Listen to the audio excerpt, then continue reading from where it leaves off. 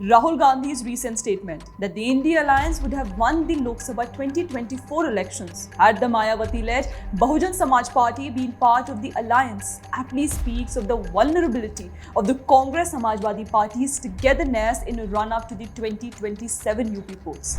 While interacting with Dalit students in his Lok Sabha constituency of Rai Bareli in Uttar Pradesh, Rahul Gandhi admitted that the inclusion of BSP in the India Alliance would have prevented BJP from winning the Lok Sabha polls. He even asserted that he wanted BSP to be part of the India Alliance, which did not happen for some reason.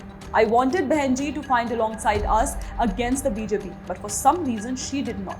That was deeply disappointing. If all three parties had united, the BJP would never have won, Rahul Gandhi said.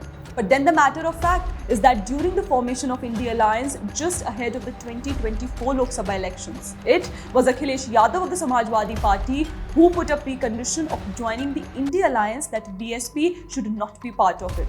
That was certainly due to a rough SP-BSP relationship in the past. And surely, Rahul acted as per wishes of Akhilesh Yadav, on whom he was completely politically dependent in Uttar Pradesh. Rahul certainly had a consent to keep Mayawati out of alliance. But then, is Rahul Gandhi trying to assert himself in the alliance? Does he want to strengthen the bargaining power of the Grand Old Party for the 2027 Uttar Pradesh Assembly elections?